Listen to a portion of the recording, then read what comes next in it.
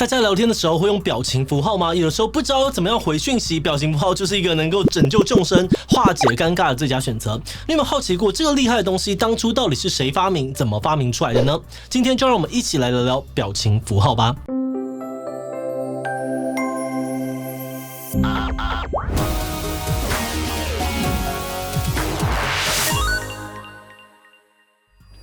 Hello， 大家好，我是志奇。表情符号几乎是现在大部分人聊天时都会使用到的元素，除了能够帮助我们表达情绪、气氛、修饰我们的讯息之外，有的时候还可以直接取代文字。像是这个鼓掌的表情符号呢，如果直接用文字表达，可能有点奇怪，但用表情符号来表达除了可以清楚的表达赞同，而且还相当的有画面感。就算是反讽啊、敷衍，对方也不一定会知道。有些人会说，表情符号真的是一个神发明，发明这个的人应该也值得拿来做诺贝尔和平奖。事实上，表情符号的出现大概有20几年的历史，一开始只有176个，到目前已经超过了3600个。有人说，如果继续按照这样子的速度，表情符号的数量很快的就会跟许多语言的生活常用字数量差不多，几乎可以自成一国。不过，表情符号是从哪里开始的？为什么可以发展的如此迅速？它真的有可能取代一般的文字吗？在开始讨论这些问题之前，按照惯例，先让我们进到工商服务时间。造血干细胞捐赠是很多血液相关疾病患者的一线生机。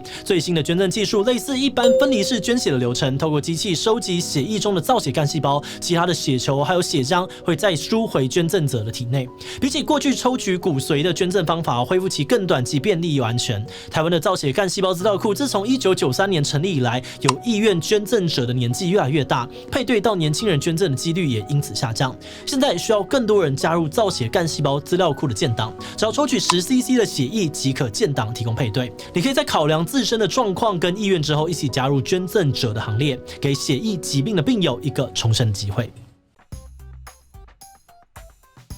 我们现在常用的表情符号其实有分成2种，一种是颜文字，比如像是这个或者是XD，而另外一种呢是绘文字，就是现在很多手机都会有的那种有各种表情的小东西。虽然在台湾呢，这2类都被统称为表情符号，不过它们2种的起源跟发展过程其实不太一样。颜文字最早起源于美国的电子布告栏系统 BBS， 台湾的 PTT 呢就是 BBS 概念延伸出来的平台。1982年，美国教授在大学的 BBS 使用了这个跟这个颜文字，就此诞生在网络世界。所以开始颜文字都是以逆时针90度的方式来类比人类的表情，而发展到亚洲时，有人改用了不再需要弯着头就能够看懂正的颜文字。不仅如此还加入了亚洲文字常见的全形字元，让表情更加的丰富，甚至还出现了身体跟动作。像是最经典的可能就是以前在 PTT 上面很流行的崩溃啊、三雄图，以及这个跟这个。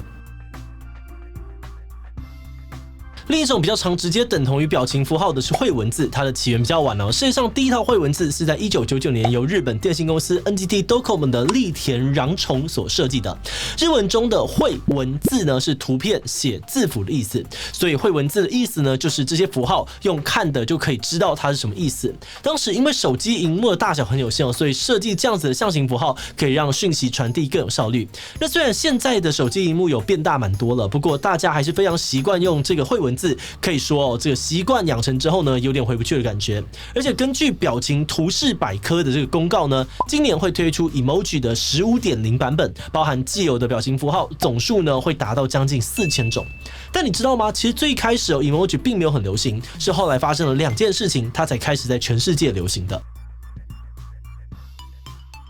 第一个大事呢，就是苹果公司也设计了他们自己的 emoji， 而第二个大事呢，就是 emoji 被编入了 Unicode 的统一码。Unicode 统一码是什么呢？它是目前数位科技领域的业界标准，整理编码了世界上面大部分的文字系统。就算是不同的国家语系的电脑工程师，只要在设计程式的时候使用了 Unicode 的编码，那么它程式当中的文字就能够被正确的显示。举例来说，如果大家还有印象的话，以前在开启一些网页的时候，会出现一些奇怪的文字或是符号，网页上面的内容变成乱码，这就是因为写网页的工程师跟开启网页的人使用的文字系统不一样，导致文字无法被正确的解读。不过现在大部分的工程师在统一使用 Unicode 之后呢，就不会再遇到类似的问题了。目前被大家所使用的 emoji 是在2010年的时候被正式编入统一码当中，只要有新出的 emoji 有被更新到统一码的新版本呢，那基本上不管是哪一个语言的网页，大家都能够通用，也让使用 emoji 的影响力跟使用人口不断上升。但这个时候有很多有点有趣的问题就会开始慢慢冒出来哦，然后越来越多人讨论。2015年 emoji 中的这个笑到哭呢，被牛津字典选为年度单字。在那个时候，大家开始议论纷纷的就是 emoji 到底能不能算是一个字？关于这方面的讨论有很多，大致上呢是可以从电脑的程式语言跟语言学的角度来了解。这次 emoji 属于文字的一种呢，通常会认为在电脑的程式当中，每一个 emoji 都有它个别定义的编码，让我们可以跟打字一样把它打出来。所以从这个角度来说呢 ，emoji 确实就是文字，像是 Instagram 当中这个 hashtag 也是能够将 emoji 辨识成文字，而不是图片。但不认同的人呢，则认为 emoji 并不符合传统文字的定义。emoji 的基础呢是画，但文字的基础呢是书写，两者还是有差。而且有人会强调 emoji 并没有固定的字义，彼此之间呢也没有文法跟字序。举例来说，这个笑到哭的 emoji 呢，有些人会觉得是超好笑的意思，有些人呢觉得是笑中带泪，也有人觉得呢是强颜欢笑或者是心虚的笑。在这种认知差异很大的状况之下，如果我们要翻译一串由 emoji 组成的句子，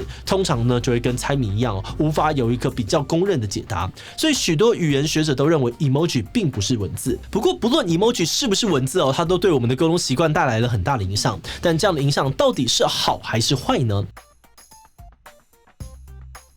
大多的时候 emoji 都只限在网络上面的对话、留言等等。不过 emoji 的出现其实对我们的生活产生了很大的影响。根据 Adobe 在2021年的研究显示 ，67% 的人认为呢，有使用 emoji 的人比没有用的人更加的亲切跟有趣。76% 的人呢，已经把 emoji 视为沟通当中的基本工具。很多企业的客服项目当中也会使用 emoji， 让客人留下亲切的印象。语言学者也针对 emoji 做了分析提出本来人与人之间的沟通就会使用大量的非文字内容，例如像是手势、表情、语调等等，而 emoji 就刚好能够有效的辅助纯文字讯息，让内容的情绪、语气都变得更加的明确。不过，也有人担心，如果未来大家过度依赖表情符号，可能会导致语言书写或表达能力退化的问题，或是因为表达上面不够精确而造成了一些隔阂，甚至是不必要的误会。像是之前曾经发生过用 iPhone 呢，或是 iPad 输入口疾的这个英文字的时候呢，输入法会自动推荐这个 Woozy Face， 也就是头昏眼花的这个 emoji。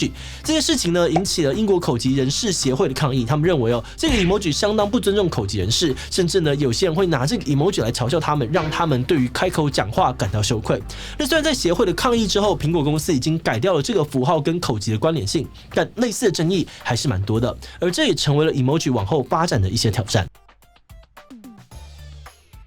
在进入观念以前呢，我要特别感谢这一期的所有会员因为有了大家的支持跟赞助，我们才能够持续的运作这个频道，跟大家一起研究各式各样的问题，真的是非常的谢谢大家。那如果你愿意支持我们走得更远，欢迎点击频道主页的加入按钮，成为我们的会员，或者也可以用超级感谢小额支持我们。好的，那话说回来现在已经成长到 92% 的网络使用者呢，都会使用 emoji， 所有的表情符号的数量也都在不断的飙升当中。以前的 emoji 预设都是黄色，但后来开始有米色、小麦色、咖啡色，有的人物呢穿裙子，有的穿裤子，甚至也出现了越来越多代表不同国家特定文化象征的表情符号。这个 emoji 的使用情境越来越多元。我们觉得这个现象代表 emoji 的发展已经到了一个越来越成熟的阶段，而这个过程当中，它会遇到一些质疑或挑战，但因为它的使用需求很强，所以也会有人做出相对应的调整，尽可能的让它保有多元跟平等。不过在搜集资料的过程当中呢，我们才发现团队成员们很多以前爱用的表情符号，像是这个叉 D 等于，甚至已是这个笑到哭，竟然呢已经被很多人觉得是老人的用法，不免还是有点感慨时代潮流的变动真的是很快。这个部分呢，表情符号倒是跟文字很像，每个时代都有自己流行的用语或习惯的使用方式，在某些人的眼里觉得过时，或许反而能够凝聚出特定族群的认同感，真的是蛮有趣的。好的，那做这一集呢，根本就是回忆杀。大家还记得自己刚接触网络的时候，最喜欢用哪些表情符号或是网络用语呢